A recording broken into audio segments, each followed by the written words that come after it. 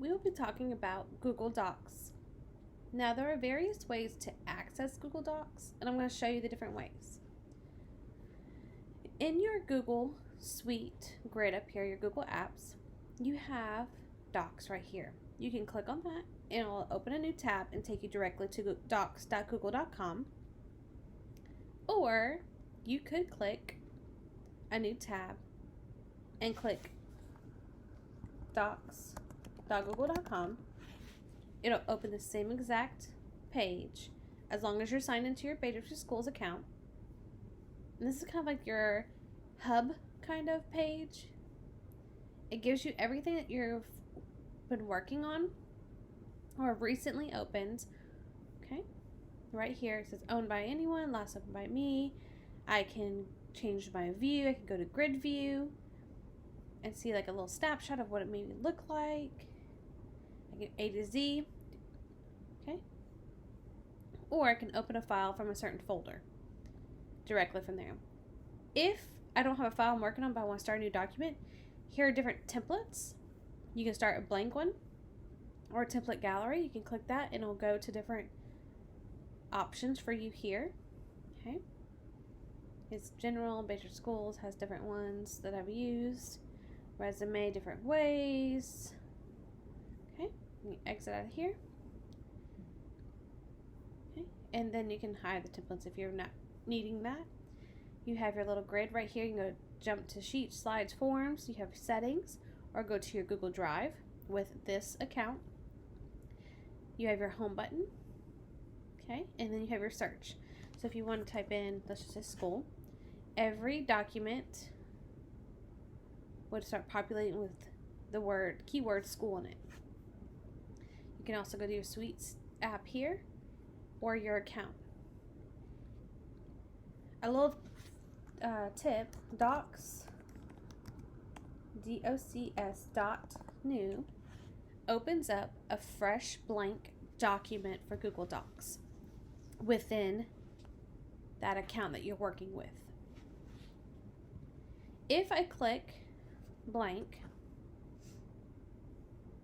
it'll take me to a fresh document that is not titled. I can click within here and I can say school year 2020-21. Okay, and then it saves it. Tells me when my last edit was. I can start. I can directly move it to any folder that I want right there. Okay, so it's organized. It says it has been moved from my drive to this. If I want to, I could click undo if I want to, or I could click dismiss that notification. Okay, and this tells me that all changes right now are automatically being saved to Drive. Now I could work on this offline, and when I connected to an internet source, it would update once I connected. Okay, so this right here is you can comment. It gives you your comment history, but there's nothing here because obviously it's a brand new document. I can share this. Right now, it's only with me. Okay, I'm the owner, but if I wanted to, I can add a person here and make them the editor as well. Or a commenter, meaning they can comment on my work, but not edit my work. Or they can view it only. And this tells me where or what the title is, and this is a little Google Docs icon. If I wanted to copy the link, and I could just share this with people to view it only. Here is very similar to Microsoft Word. You have your file, your edit, view, insert, format, tools, add-ons, and help. You have your different functions here. If you hover over them, it'll kind of briefly tell you what those functions do. Okay. When you're in editing, you can edit document directly. You can suggest edits. Okay. Or you can read it as a final document before you print it or send it to someone. This can be hidden, so if for some reason you don't see those, you can just click that little arrow, drop down arrow, and it'll bring it back. On the side panel here, you have your calendar, your Google Keep, and your Google Tasks. Mind you, if you have Google Keep notes, you can drag and drop those notes right into Google Docs without having to do the copy and paste or delete it. It's up to you, whatever your idea is and goal is. So down here, the Explore button. You can search your docs, but you can also search the web. Okay, so if I typed in, let's just say beach, okay, it can give me results for the web, images, or my drive. So here's the definition, Florida beaches. Okay, I can click on here. It'll take me directly to that. I can look through. Okay, I see what I like. I'm going to push that into my text because I want to write about the beaches. I can drag and drop pictures right into my document. Okay, if I don't like it, I can select it and click delete. Or I can click drive and I can see everything that has to do with the beach in my drive. Okay. So I have different documents here. And you can go back and close out of that. When I'm in File, I have different options I can share here as well. I can click New if I need a new document after I was typing in this one for a little while. I can make a copy of this document. I can download this into different formats, a PDF. I can email this as an attachment. I can see different version histories. I can rename it. I can move it. Okay, I can move to trash. I can change languages. And I can even print. In my edit section, it has the undo and redo, which is right here as well on the bar.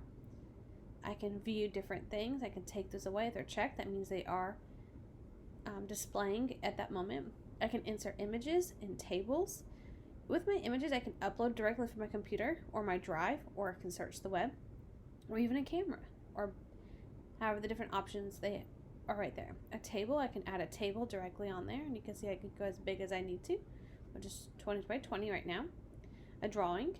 So in Google Drawings, you can draw on there, and then click from drive if it's saved, or plus new, and then you can add it here.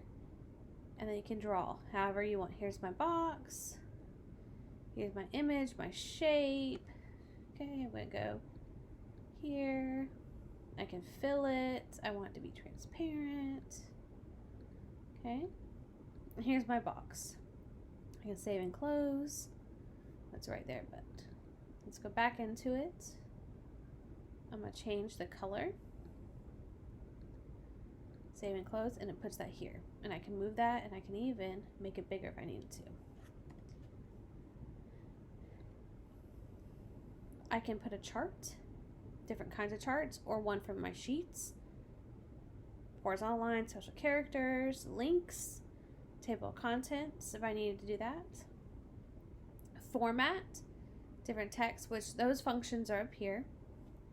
I have tools, I have spelling and grammar, word count. Okay, the Explore button, which was down here. I can translate a document, but I also have a dictionary. So if I'm looking for the dictionary and I want to search tempted, click enter. It gives me the definition for that and other synonyms that I could use. Okay. Let's go to right here. There's different bibliographies. So what they can do is when they're working and they cite a source, a book, a journal, or a website, they can type that in. So if I wanted to use this, Florida Beach one, I'm going to copy the URL. I'm going to go to website. I'm going to enter the URL here and search. It'll populate how to write that citation. I'm going to click select. Here it is. Okay, and then I can add that to document, and I'll push through here. If I wanted, I could choose Chicago APA, whatever format I needed. Okay, so I'm just going to go click APA. Okay, and here's APA formatting. So again, that would be on my add-ons. Okay. For help, You can search, but there's tons of resources here. You can go through training or updates. If there's reporting a problem, you can report a problem here. Okay, or little keyboard shortcuts for you to refer to later on if you want to. When you access Google Docs, you can use the app and work offline. When you connect to an internet source, it will update that content. You could work on here with this document.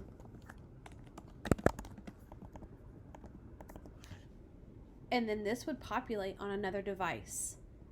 Even if you were side by side, or you were collaborating with someone in a different state or a different classroom, as long as you shared it and gave them those right permissions.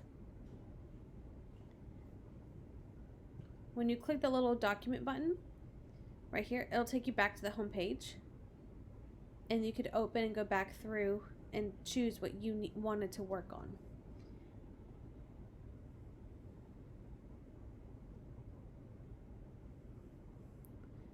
So we'll show you basic. This is the text I have. I can choose the different font styles, okay, and the different sizing, bolding. I can choose the font coloring. I can also make this larger. Okay, I can make it a title if I wanted to. And we'll go back and change the color again. Okay, so it depends on what your goal is. You can add a hyperlink. So we'll click beach. That's what we were talking about a little bit ago. Click the link button. I'm going to copy that Visit Florida link. Okay, the text that I have is the beach, and I'm going to click here and put my link in and apply. Now it's hyperlinked. So if I wanted to send it, I could see that this now is hyperlinked. It is not so wordy with the long URL. It's just one little word, and they can go and click on that. Okay, you can remove it, copy it, or edit it. I could add a comment, which is right here, and just say, I love our beaches, but how about another state's website for their beaches? And I can click at, and then I could select someone from my contact list, okay? And I can assign this to that one person. So if you do the at sign again, it could be at multiple people. Okay, and then I can select, I want this one to be to Ryan. I'm going to assign it. That was cancel it right now. You can see and edit who you've shared with in the past. So if I have 3 people, but I want to remove them from this, I can. You can also limit viewers and commenters can see the option to download, print, copy. So if you don't want them to print or copy it or anything or download it, you can remove that. Okay. For this particular document. So this right here is your image, and I showed you how to search from the Explorer. You can upload from your computer. These are the different texting alignments and the spacing and the numbers, bulleted lists, indentations, okay? And then I can be on those different modes again. So I'll show you how. Let's comment on this part right here, and I'm going to click at, and I'm going to find a different person, okay?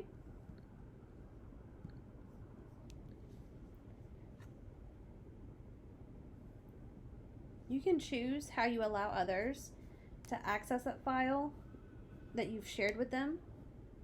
Okay, you can allow them to only view, to comment, to edit, to suggest, whatever you prefer on this document that you share. You don't have to share a file, but if you do,